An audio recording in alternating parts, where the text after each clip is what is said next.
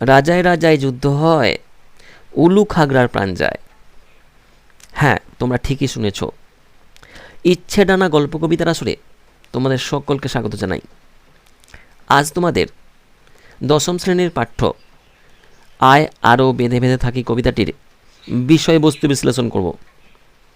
কবি শঙ্খ ঘোষ এই কবিতায় অস্থির শ্রমের রাহুগ্রাসে বিপন্ন প্রাণের টিকে থাকার কথা ব্যক্ত করেছেন।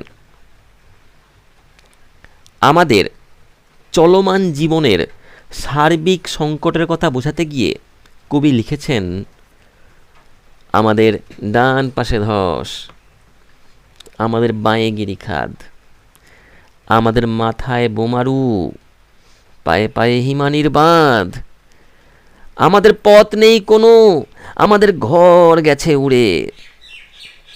অর্থাৎ কবি দেখাচ্ছেন পৃথিবীর বুকে মানুষের অসহায়তার এক করুণ চিত্র।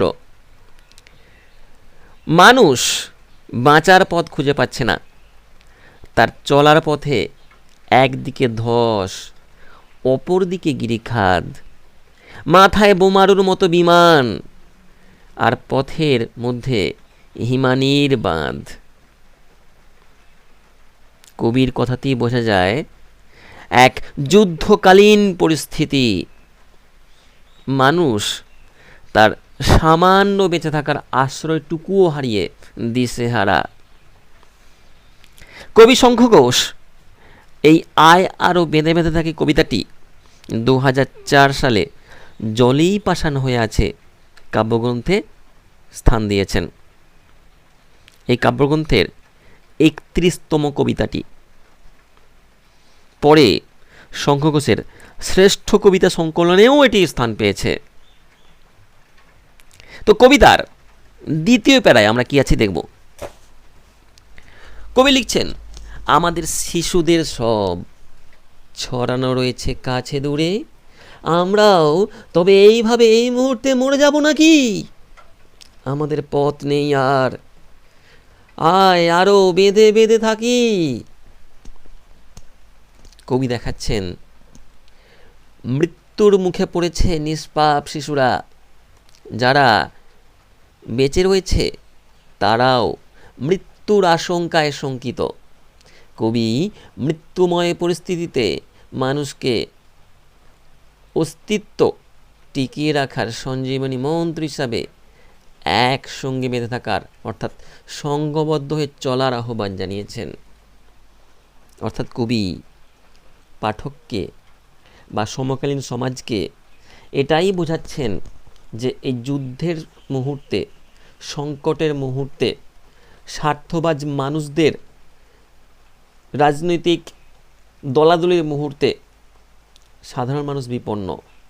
যে মানুষগুলোর মাথার ছাদ নেই, মাথায় শুধু বোমারু বিমান ঘুরে বেড়ায়, সর্বত্র সংকট, ডাইনে ধস বাঁয়ে গিরিখাত, সর্বত্র সংকট। এই সংকটের মাঝে কবি বলছেন যারা এখনও বেঁচে আছে তাদেরকে তিনি বলছেন যে নিজেদের মধ্যে স্বার্থের দলাদলি না করে এ শান্তিকামী মানুষগুলোকে তিনি বলছেন যে ওদের দলাদলির শিকার না হয়ে তোমরা ঐক্যবদ্ধ হও, যুদ্ধের বিরুদ্ধে ঐক্যবদ্ধ হও।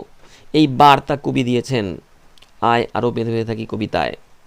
তো পরের প্যারায় দেখব কি আছে। কবি লিখছেন, আমাদের ইতিহাস নেই।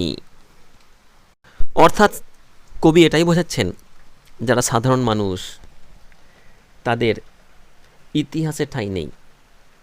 যা কিছু আমরা দেখেছি, রাজরাজাদের যুদ্ধের কাহিনী দেখেছি, ওনাদের কীর্তির কাহিনী পড়েছি আমরা ইতিহাসে, অথচ সাধারণ মানুষের যে কীর্তি, সেই কীর্তি ইতিহাসে ঠাঁই পায়নি।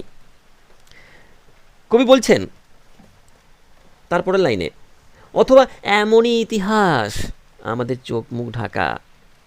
অর্থাৎ কি, যারা বিপন্ন মানুষ, শ্রমজীবী মানুষ, যাদের হাতে রাষ্ট্রের শাসনযন্ত্র এতদিন ছিল না, সে সাধারণ মানুষগুলোর চোখ মুখ ঢেকেছিল ঐতিহাসিকেরা। কারণ তখন রাজরাজাদের কাহিনী শুধুমাত্র প্রকাশ পেত, জনগণের দুঃখ দুর্দশা কেউ দেখত না। কেউ প্রকাশ করতো না। তো কবি বলছেন আমরা ভিখারি 12 মাস। আমরা মানে এখানে সাধারণ মানুষেরা, শান্তিপ্রিয় মানুষেরা, যে মানুষেরা আজ বিপন্ন, একবিংশ শতকের প্রারম্ভিক পর্বেও তারা বিপন্ন। কবি বলছেন তারপর, পৃথিবী হয়তো বেঁচে আছে, পৃথিবী হয়তো গেছে মরে, আমাদের কথা কে বা জানে। অর্থাৎ কি, আজও আমাদের খবর কেউ নেয় না। আমাদের ইচ্ছা অনিচ্ছা কি, আমরা কি চাই, এই সংবাদ এই সাম্রাজ্যবাদী শক্তি দল তারা চায় না, তারা দেখতে চায় না, তারা জানতে চায় না সাধারণ মানুষগুলোর কি দশা, কেন তারা চাল চাই কাপড় চাই আন্দোলন করে, এটা তারা জানতে চায় না। তাই কথক বলছেন আমরা ফিরেছি দূরে দূরে। আমরা অর্থাৎ সাধারণ মানুষেরা, এই শান্তিপ্রিয় মানুষেরা দূরে দূরে ঘুরেছি, একটু শান্তির আশায়, একটু বাসস্থানের আশায়, একটু খাদ্যের আশায়। কিছুই কোথাও যদি নেই, তবু তো কজন আছি বাকি।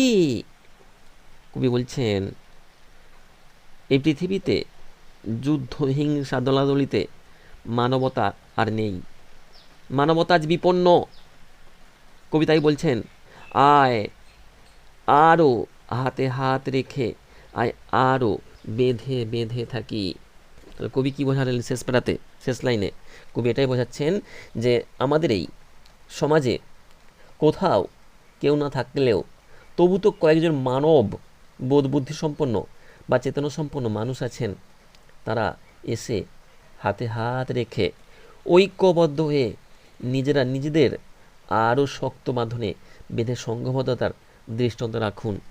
অর্থাৎ কবি আহ্বান করলেন সেই মানুষগুলোকে, যে মানুষগুলো এই যুদ্ধ সংকট সকল কিছুর বিরুদ্ধে তারা ঐক্যবদ্ধ হয়ে লড়াই করবে, তারা শান্তি আনবে পৃথিবীতে, এই সংকটের পৃথিবীকে তারা ধ্বংস করবে, তারা একটা শান্তির পৃথিবী নিয়ে আসবে, এই আহ্বান জানিয়েছেন এবং ঐক্যবদ্ধ হওয়ার বার্তা দিয়েছেন।